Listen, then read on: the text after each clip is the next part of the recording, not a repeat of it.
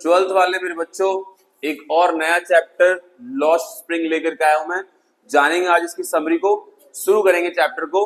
तो ये चैप्टर लिखा है अनीस जंग ने, और ये चैप्टर बेसिकली बात करता है बच्चों के कंडीशन के बारे में, बच्चों की स्थिति के बारे में। कहीं ना कहीं उनकी स्थिति बहुत ज्यादा दयनीय है। So this chapter basically talks about the condition of the children.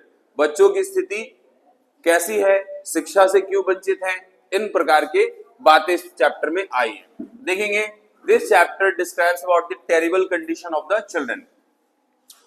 These children are those who did not get enjoy childhood. ये वो बच्चे हैं जिन्होंने अपना स्प्रिंग खो दिया, अपना स्प्रिंग गवा दिया। मतलब अपना वो समय, जिस तरीके से एक पेड़ पौधे में एक समय होता है, स्प्रिंग आते ही वो हरा भरा हो जाता है और पूरी तरीके से खिल जाता है। तो इंसान, मनुष्य के जीवन में भी बचपन एक ऐसा दौर होता है जहां वह पूरी तरीके से हरा भरा और खिला रहता है। लेकिन कहीं ना कहीं इन बच्चों की कंडीशन इतनी दयनीय हो गई है, स्थिति इतनी खराब हो गई है कि ये बच्चे अपने बचपन को एंजॉय नहीं कर पा रहे, और इस वजह से इनकी स्थिति, सामाजिक और आर्थिक स्थिति बहुत ज्यादा दयनीय है। तो कहीं ना कहीं उनके जीवन से उनका स्प्रिंग जा चुका है। तो की पॉइंट्स यही है, how the children lost their spring from their life. तो होप यू अंडरस्टैंड। तो चलो आगे बात करते हैं। These poor children don't have opportunity. इन गरीब बच्चों पे ना तो कोई मौका है, ना कोई अवसर है स्कूलिंग का या पढ़ने लिखने का। तो ये चैप्टर बेसिकली दो पार्ट में बात करता है, पार्ट 1 और पार्ट 2। तो सबसे पहले हम बात करेंगे पार्ट 1 के बारे में। तो आ जाओ। So this part deals about the life.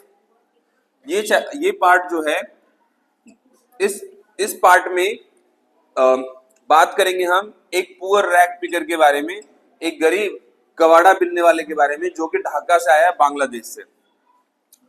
They have settled in Seemapuri. और कहीं ना कहीं ये सारे के सारे दिल्ली के आउटस्कर्ट्स पे जो खाली पड़ा इलाका है, कहीं ना कहीं आज सीमापुरी के हालात अच्छे, लेकिन उस समय बहुत ही दयनीय स्थिति थी, झुग्गी झोपड़ी था पूरी तरीके से, आप समझ सकते हैं। तो जितने भी रैग पिकर्स वगैरह थे, कबाड़े बुनने वाले, या सब वहीं रहते थे दिल्ली के आउटस्कर्ट्स पे, सीमापुरी पे। और वहां की स्थिति ऐसी थी, गंदा नालियां बह रही है, गंदी पानी बह रही है, तो वहां पे कोई रोकने टोकने वाला नहीं था, तो वे लोग अपना झुग्गी झोपड़ी बना करके रहना शुरू कर देते हैं। So one of the rag picker, इनमें से एक रैग पिकर है जिसका नाम साहिब है, जिसके बारे में अनीस जंग जी बात करते हैं और बताते हैं, हु ऑलवेज, जो कि हमेशा साहिब को ये देखते हैं, सुबह सुबह वो हमेशा कूड़े के ढेर में मिलता है। वहां कूड़े के ढेर में कूड़े को छाट रहा होता है, स्क्रॉन्च कर रहा होता है, ठीक है, उंगलियों से हटा रहा होता है, 1 पैसे 2 पैसे के लालच में, या फिर ये सोच करके कहीं कुछ इस कबाड़े में कुछ यूजफुल चीज मिल जाए, लोहा मिल जाए या कुछ भी इस तरह की चीज मिल जाए जिसे बेच करके पैसा आ जाए। तो पूरी तरीके से एक रैग पिकर के बारे में पार्ट 1 है, जहां पे बेसिकली ये बेसिक चीजों से डिप्राइव्ड है, वंचित है, हाशिए पे ढकेल दिए गए, ना इनके लिए अच्छा शिक्षा है, न रहने का आवास है, न कार्य करने की व्यवस्था है।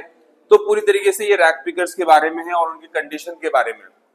मोस्ट इंपॉर्टेंटली जो लेखक है यहाँ पे उनकी कंडीशन के बारे में बताते हैं, और साथ ही साथ ये बताते हैं कि उनका लाइफ कितना खतरनाक है, कितना डेंजर में उनकी जीवन है। कहीं ना कहीं जब वो कबाड़े में काम कर रहे होते, नंगे हाथ नंगे पैर, तो बहुत सारे नीडल्स या कांच या इस तरीके के ब्लेड्स इत्यादि आते हैं, जिनसे उसके हाथ पैर छलनी हो जाते हैं, और कहीं ना कहीं उन्हें बहुत भिन्न भिन्न प्रकार की बीमारियों के वो शिकार हो सकते हैं। आगे चलते हैं। दीज पीपल आर ऑल्सो, ऐसा नहीं है कि ये लोग एम्बिशियस नहीं है, महत्वाकांक्षी नहीं है, या इनके अंदर डिजायर नहीं है या इच्छा नहीं है। they have ambition as well as desire also. Problem is that they don't know how to succeed in their life. समस्या ये है कि उनके पास कोई मेंटर नहीं है, या वो उतने पढ़े लिखे नहीं है, उनको ये बात समझ में नहीं आ रही कि वो कैसे अपने जीवन में सफल हो। लेटर साहेब जो इन टी स्टॉल, आगे चलकर साहेब जो है एक चाय का दुकान पर काम करने लगता है, जहां पे उसको 800 रुपए प्रति माह मिलता है, 2-3 समय का भोजन मिलता है। लेकिन हाँ, अब यहाँ पे लेखक ये बताता है कि पहले साहब जिस तरीके से साहब पहले जितना स्वतंत्र था, अब उतना स्वतंत्र नहीं है। तो कहीं ना कहीं उसकी स्वतंत्रताएं इस काम में छिन गई है।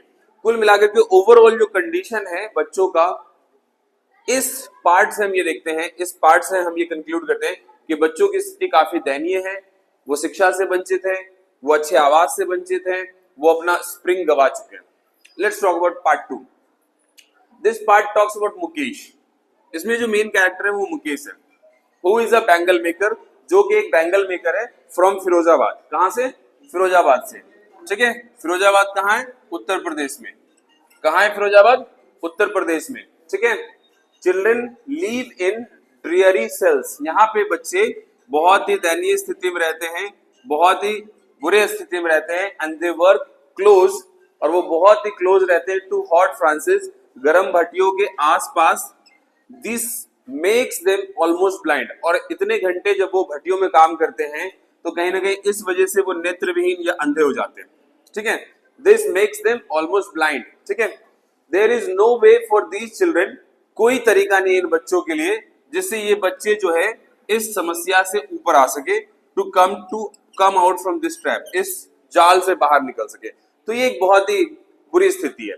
The policeman, bureaucrats, middleman and politician, चाहे पुलिस वाला हो, चाहे कोई ब्यूरोक्रेट्स हो, या मिडलमैन हो, या कोई राजनेता हो, कहीं ना कहीं उनके विकास के रास्ते को और हिंडर करते हैं, रोकते हैं, और उनके लिए समस्याएं खड़े करते हैं, उनके रास्ते को आसान नहीं बनाते। So there is something different about Mukesh. Mukesh के बारे में कुछ अलग है।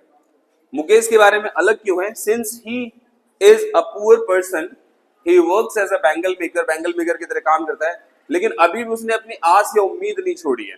ही इज क्वाइट एम्बिशियस, इतने हालात बुरे होने के बावजूद भी he has a big dreams, उसके बड़े सपने हैं। And he has desires to become motor mechanic, और वो मोटर मैकेनिक बनना चाहता है। हाँ, ये बात ठीक है कि उसके घर से मैकेनिक की दुकान या गैराज थोड़ी दूर है, लेकिन वो मैनेज कर लेगा, पैदल आ जाएगा, चला जाएगा, और वो मोटर मैकेनिक बनेगा। इस तरीके के भट्टी में काम नहीं करेगा जहां पे उसके भविष्य को खतरा हो। In conclusion we say that poor condition है बच्चों का, और कहीं ना कहीं वो एक दबाव भरे जीवन में जी रहे हैं।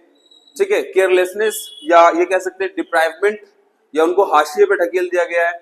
लैक ऑफ एजुकेशन है, ठीक है, उनसे उनका बचपन छीन लिया गया है। इसीलिए इस चैप्टर का नाम है लॉस्ट स्प्रिंग। तो मिलते हैं एक और अच्छे से चैप्टर में, तब तक के लिए ऑल द बेस्ट।